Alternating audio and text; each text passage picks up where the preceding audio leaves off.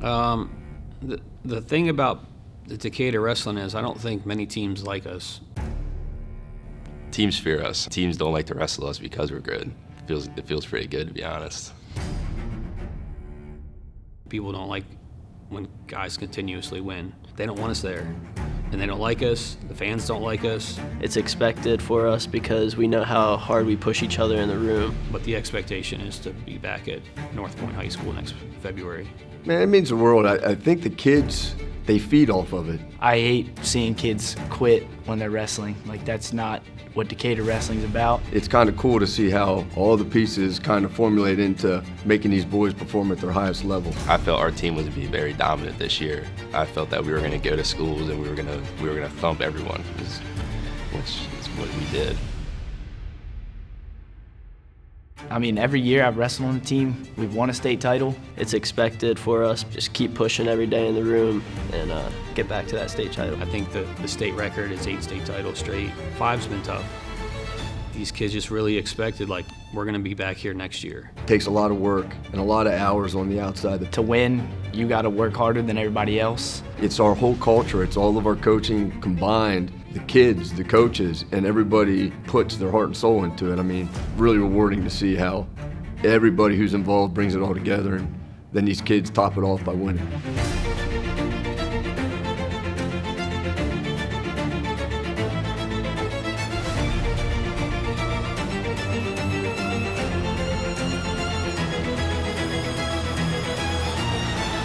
And it makes more sense to them. But from the outside looking in, I think may not be appreciative of Decatur Wrestling as we are.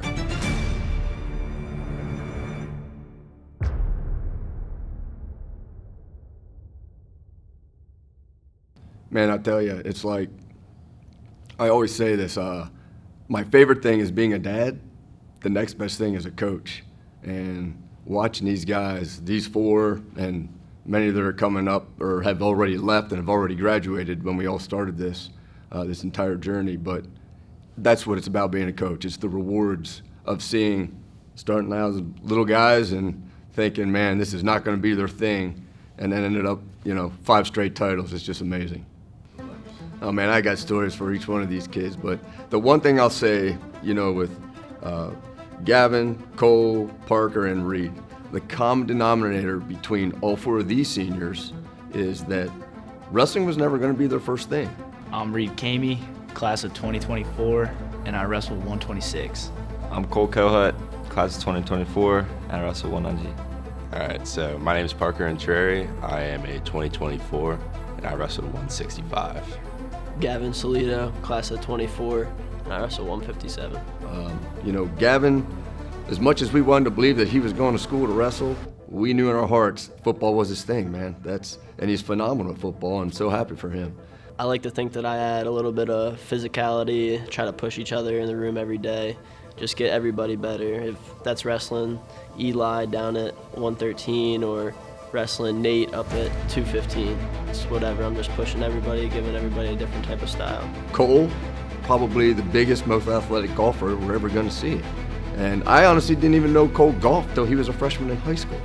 And he was ranked in the nation. So it was like, okay, golf's his thing, got it.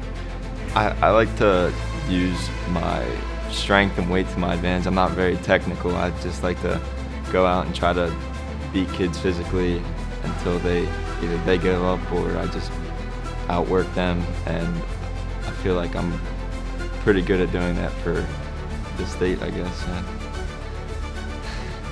Parker, all of my kids, I made them sit down at age 12. We were playing 3 sports. I'm like, guys, I need a number 1 sport, a number 2, and a number 3 is just for fun and games. You need to rank them. And Parker was baseball all the way up to his junior year. So I knew wrestling was second fiddle. I'm pretty boring to watch, is what I say. I'm not the most aggressive. I kind of wait, and I wait for you to shoot, and I'll score off you, or I'll take very precise shots. I don't take a lot of shots, but when I do, I normally score off them.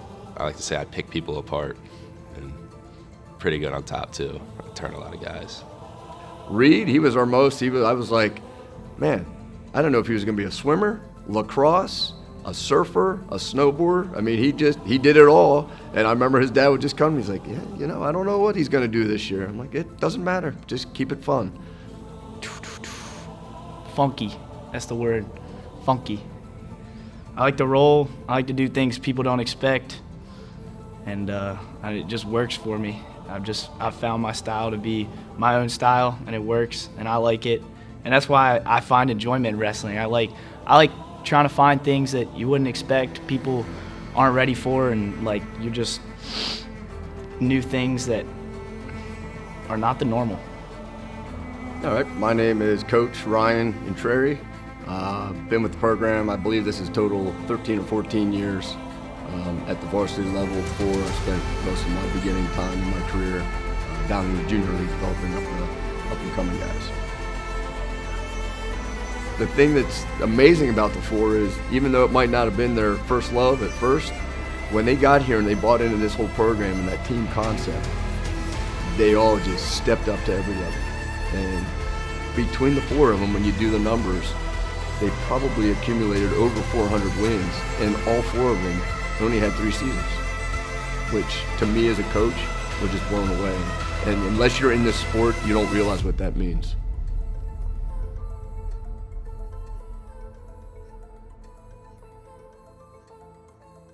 Well, I wrestled here, and we weren't good. And we didn't have a junior league. We didn't have the summer camps. We wrestled during the season, and we had a couple coaches that would take us to tournaments here and there. But we would just make weight and show up and wrestle, maybe win. My name is Josh August. This is my 8th year with Decatur Wrestling, 2nd as the head coach. And I remember when Coach Ryan moved here, he came to a match, and he's from Pennsylvania, and that's like the heartland of crazy good wrestling. And he was like embarrassed to see the level of wrestling here in the late 90s maybe. We had 6 or 7 guys on the team total. I mean, you guys were around. I think we had 61 total that stuck it out this year. So it's like this team was kind of transformed into a contender. The first state title with Coach Josh and Martinick, I was still in junior league. My oldest son Logan, he was in 8th grade. But we followed the team, obviously. That was the year that everything started to bond together. The varsity level guys were coming and helping in the youth, and we started merging. The year before, we were the #1 seed in the region. We got too ahead of ourselves, started thinking about who's going to be in states, who's going to be in region final, and we lost. And I just remember watching the Noah Rihos, the Jaggers, the Nikos. Jagger, Noah, Nico, James, Micah Bourne. All of the kids that traveled with us all through youth, they were putting it together. And I knew there was going to be something special because they won states that year, and most of them boys were still freshmen and sophomores. And I knew what we had coming with, the Logans, the Parkers, the Gavins, the Coles, the Reeds. I just knew, man, this is a strong lineup coming up through. We're going to be solid for a while. The thing that really took Decatur back to making states, I know they came close a few years prior to when I came, but is the guys that came up from the junior league. We put this dream team together, and my oldest son, he was a freshman. He had a pretty solid season.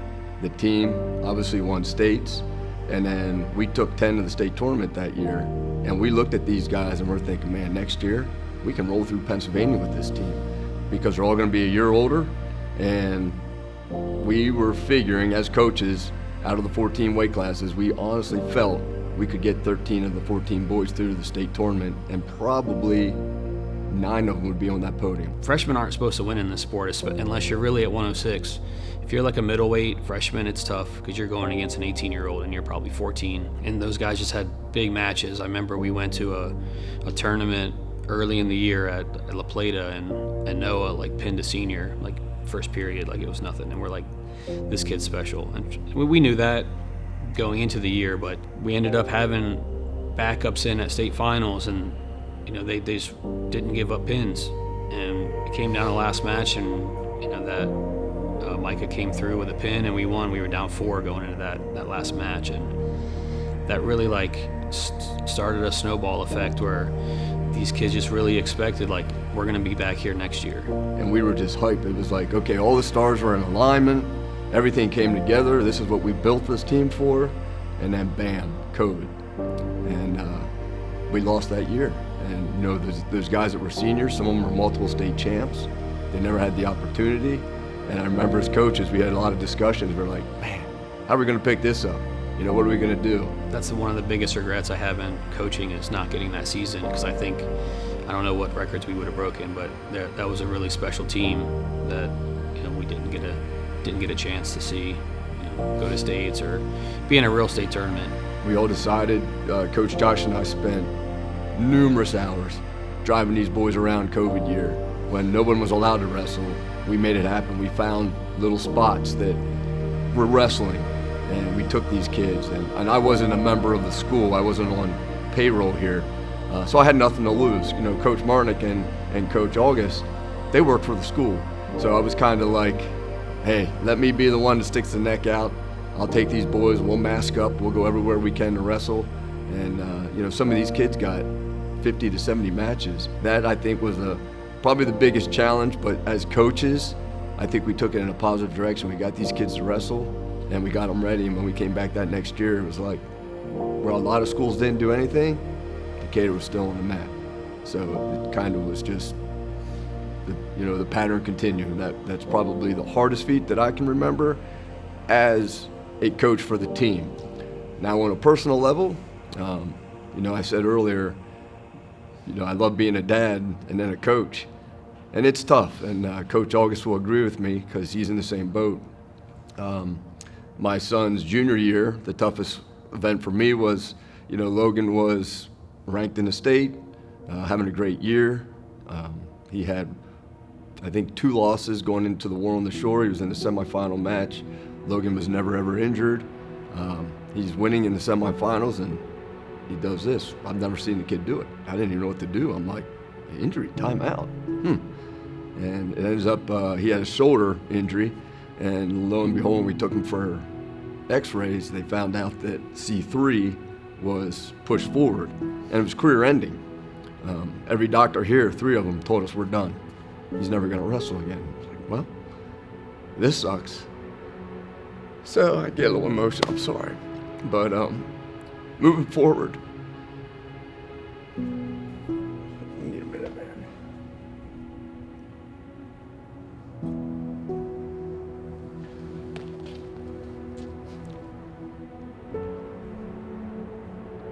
We got the operation, went to Hopkins, and they gave him the ultimatum.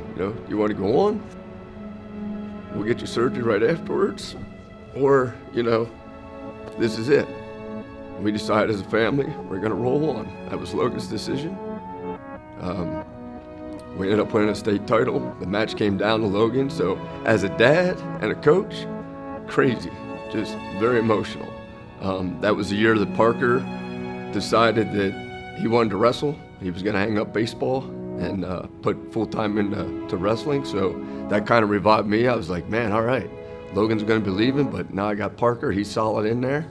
And, it's just been an emotional ride for me, and one that I couldn't be more proud of these kids. I mean, yeah, it's what I live for, it really is.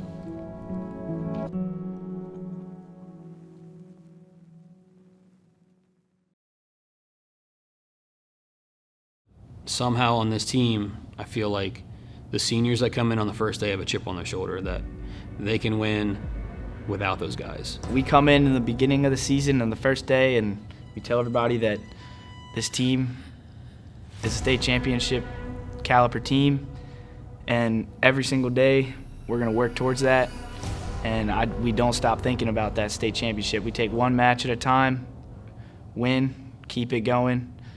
All we can do is give it everything we got, and everything we got is pretty strong. It's been doing pretty strong for us the last couple of years. We knew that they had the ability to win. Reed placed at states last year, Cole placed at states, Parker placed at states. But that doesn't mean that they're going to come in and take over for what the other guys left off. But I think last year, we had 2 state champs. The year before, Logan was like, we can win without them. These guys, we don't need Logan. Someone else will step in. I just remember being kind of like the low man on the team my sophomore year. I had the potential to be a starter, but things happened, and I kind of was always just a backup guy, and that kind of pushed me through my junior and my senior year just to not let anyone take what I have from me and almost be selfish. You gotta want to have your spot. I mean, I've wrestled my whole life, and it's not an easy sport, and to win, you gotta work harder than everybody else. So I was excited. I was excited to get back on the mat and compete and keep it going, because I felt our team was gonna be very dominant this year, and I felt that we were gonna go to schools and we were gonna thump everyone, which is what we did. So I was very excited to get back in this room and get all the guys back together. Man, it means the world. I think the kids, they feed off of it. You know, Coach August and I and the rest of the coaching staff, we all bring a little something different to the table. And it's kind of cool to see how all the pieces kind of formulate into making these boys perform at their highest level. Just the time that everybody puts in, from the coaches to the community to the wrestlers. I mean, in the off season, we're getting together doing workouts and stuff, wrestling, staying in shape, and that just everybody's so dedicated around it that it works like a well-oiled machine. I mean, I'd say our coaches, I mean, they really put a lot of time into planning for practices and making sure we have everything ready to go, and in our community, our community is really strong towards Decatur wrestling. Like, they contribute a lot, and it really helps us out a lot, because when you have everyone supporting you and being there to help you win and do better, it means a lot, and it does a lot. And you know, there's a lot of blood, sweat, and tears in this sport, and some of the guys respond immediately. Some need very little training at all, and then other ones you're literally grooming from the ground up. And it's our whole culture, it's all of our coaching combined, and what these kids have been through that just make this program what it is, for sure.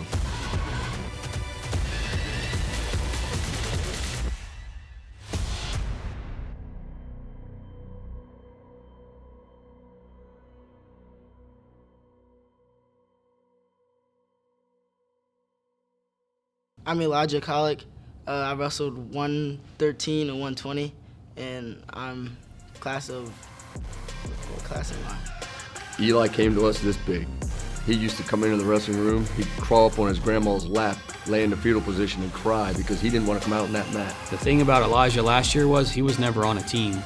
Elijah was kind of like a mercenary, where he was good, and these other teams would pick him up for these, junior league tournaments, and he would just show up and wrestle, win, get a trophy and leave. And I remember his dad being frustrated because his dad was a high-level wrestler. And I remember saying to his dad, I'm like, man, he'll be fine. He's in here, he's like a sponge. He's absorbing it. And when he started hitting the mat, we all as coaches were looking at this guy, we're like, something special about this one. I would describe it as fast and trying to be quick. Probably like a cheetah. He was lightning fast. Really couldn't do anything on top. It was hard to hold down, but on top, we used to just cut him. We're like, hey, just let him stand up, take him down. And we did that for probably the first 4 or 5 years of his early career. At state semifinals last year, he wrestled 106. He weighed in at 113 and then bumped up to 120 and beat a state placer. He majored him, actually. And kids just don't do that all the time. Half the stuff he does on the mat, he couldn't tell you what it is. He couldn't tell you how he does it. He just does it. And that's as truth as I can be about Elijah. I remember him saying to the newspaper that if my team needs 6, I get 6, which means if my team needs me to get a pin for the points, I'm going to do it. And that's just his mentality going into this year. And I don't think he's nervous when the whistle blows. He might be nervous and have anxiety like the rest of them when they're warming up or while they're riding the bus to the match, but once the whistle blows, he turns it on. Good things are going to happen for that kid. He's a hard worker in the room, and he brings a lot of comic relief. Class am I? I'm class of 120. I'm class of 2026. I remember last year when Elijah lost, people were cheering. And it wasn't even the kids who won, fans. It was other fans of just that don't like us. Teams fear us. I mean, I remember going to Huntingtown, and they were talking in the locker room about us, and teams don't like to wrestle us because we're good. That started before I was even here with Coach Gilligan, and I don't know if it was their bravado or the way they wrestled or just the fact that they won. People don't like when guys continuously win. I feel like it's more motivation. Obviously, everyone wanted us to lose, or everyone wanted to beat us kind of fired me up a little more, and obviously a bunch of our teammates up. So The Manchester Valley match that we lost, They just kept winning and winning, and the crowd kept getting louder and louder, and I was like, it didn't feel good to lose. even though we lost, we know we didn't wrestle our best, and we know that we can always come back and work and get better, and Coming back in the room that next week, we really turned it on. We flipped that switch. that really set us in the right direction for the rest of the season. That's what pushed us to be another state championship team. They handle it well. I think they're used to it. Especially some of these guys, like Cole wasn't a starter, but he went to all the tournaments, so he didn't really feel that pressure maybe his first year, but he saw it, and he saw how those state champs were kind of getting treated. And Well, thank God that my brain sometimes can stop what I'm actually thinking before I say it. It's tough, man. You get really gassed after the 2 minutes, but going out there and wrestling 6 minutes against a guy that you're not supposed to beat, it's really good for the team. it's tough because in the match and the emotions are flying, especially the tight matches. You're exhausted, they're exhausted. They might be winning, the match is on the line, and Getting pinned and giving up 6 versus wrestling hard for 6 minutes and giving up 3, that's what makes the difference in close matches. if you get a pin or your hand gets raised, sometimes, they're kids, the emotion flows, and But no, man, these boys, honestly, they make it easy. I really expect the parents to be, more locked in on how they're supposed to be acting, but 100 times, 99 chances, one time a kid has maybe said something they weren't supposed to, or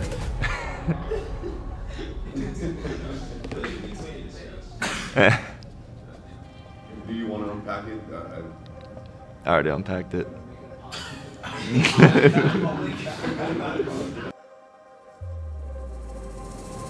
So I kind of made it a point when I first started coaching as an assistant, when we would walk into a tournament, the way that the other teams look at us. The feeling of winning is one of the best feelings ever, and that's why we have sports, because everybody likes to win. They don't want us there, and they don't like us, the fans don't like us, and we have good kids, we have good coaches, and it has nothing to do with them personally, it's just this aura with Decatur Wrestling. And Teams fear us. I mean, I remember going to Huntingtown, and they were like talking in the locker room about us, and teams don't like to wrestle us because we're good. it is bad when the teams don't want to wrestle us, though.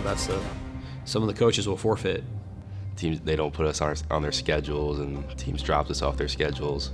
And it stinks for a guy that's practiced, they've made weight, they've warmed up, they're ready to go, and they don't want to send their kid out because he's not good enough or whatever. Knowing that teams don't want to wrestle us and that they fear us, it's like it feels pretty good, to be honest.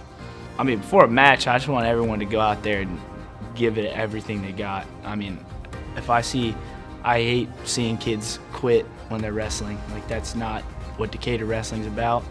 And we wrestle hard and we don't stop. They used to have these shirts to say, "We don't like you either." And I don't think that our team feels like that anymore, but I can see it from the fans still. That's tough for the kids, I think. It's hard when you're 15, 16 and you have people booing you, and you don't know why. They handle it really well, though. It's not surprised by their maturity, but they're definitely mature when it comes to situations like that. The hardest concept, and I think Coach August will agree with me, is separating out the dad from the coach and keeping your emotions at bay. These are your kids too. Even though I have a son on the team, you kind of have to turn that off. And if you've ever seen, if my son loses, I'm not following him into the locker room, hugging him and kissing him like some of the other parents might want to do. I can't. I got 13 other starters I got to worry about, and that's tough.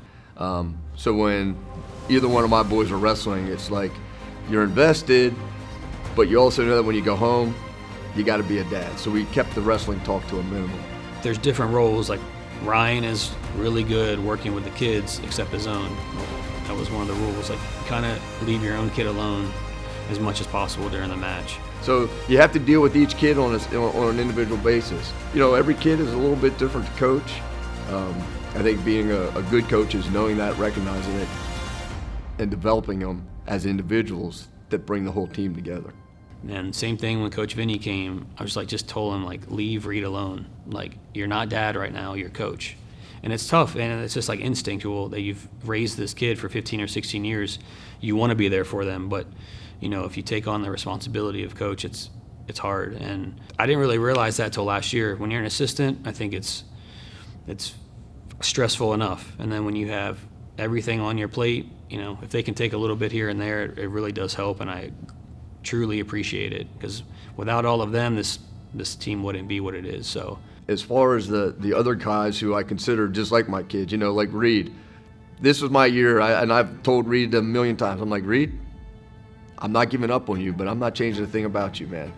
You do everything that textbooks would tell you not to do, but you do it well, and it works. And you're successful at it, and you're winning some really, really big matches. Let it rip, man. You got nothing to lose, you know. Don't skip practice. Go to every practice you can, work hard.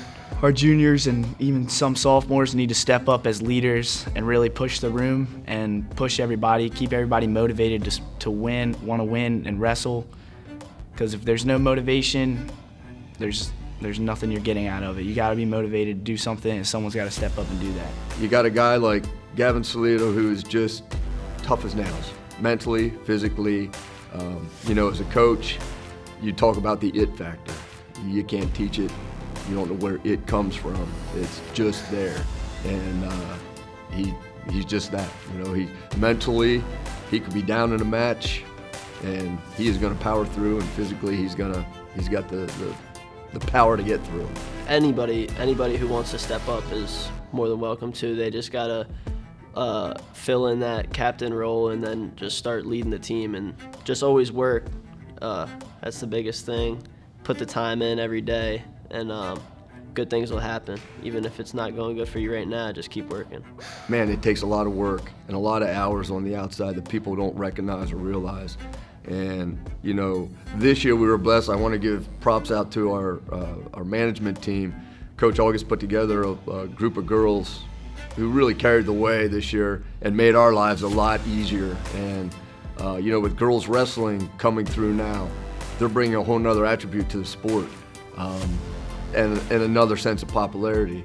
So there's a lot of good things happening in the sport that's not the day-to-day for us as normal coaches that are overall going to add to the program. And I'm looking forward to next year. And I've made it known I've got another 6 years in me, and that's what I'm hoping for. I'm hoping some of these guys all come back and coach, so Coach August and I can just go to like nationals and go on vacation.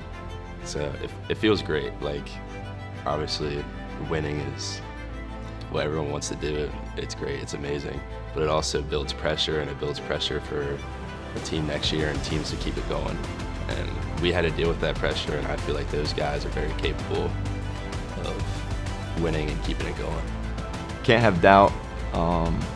If you have any doubt in yourself, you're not going to be you're not going to have your full potential. So no doubt, you got nothing to lose. This isn't life or death. It's just high school wrestling, but at the same time, it means everything to you and the team and the coaches. So I just keep going and never stop. It's what we've always done. It's what was expected, and doing it again year after year after year. It's like that's just Decatur. It's what we are. It's what we are as a team. It's what we are as a family. Coming in and winning, grinding and winning. You know, every year you come in and you want to win a state title, and you want guys to be on the podium at the end of the year. That's probably the goal of any team. I know next year we're going to have guys step up that might not have before, and I think that's part of this program that is a little bit different, that every year we have guys that work their way through JV and they end up starting and being a big player. So I expect that to happen again, but it's tough to know who it'll be or how it'll work out. I think that the state record is 8 state titles straight. That's super tough. 5's been tough. Lots of anxiety, high blood pressure for the coaches, parents, and the wrestlers. But you know, I'd like to just continue to be a solid program in the state. I think we ended up being top 5 out of everybody, even public schools, private schools, whatever. You know, if we can stay near there, you know, I think we're doing a good job. But the expectation is to be back at North Point High School next February. Well, I think earlier, you know, Reed said it best. And Coach Hampy, we have him talk about this all the time. I don't want to say it's a cult, but it takes this entire community, and it's the program, literally the program.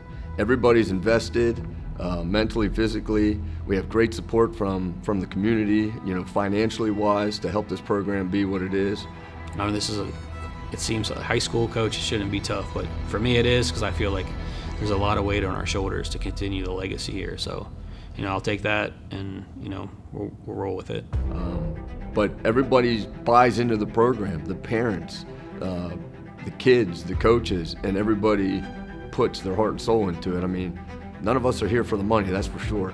And it's just really rewarding to see how everybody who's involved brings it all together, and then these kids top it off by winning. These kids will remember this for the rest of their life. Like those wins, those bus trips, staying in the hotel, them cutting weight together. They're special moments, and I have those too with my teammates, but nothing like what these guys have.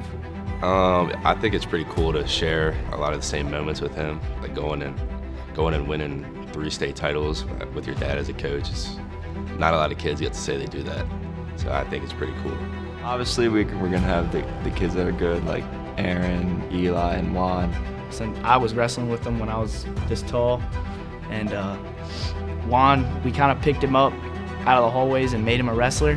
Reed pushed the room even when we were tired. He has a lot of energy, so he just pushed us a lot. But I think the kids like Nate and Marmar, the kids, they're incredibly good.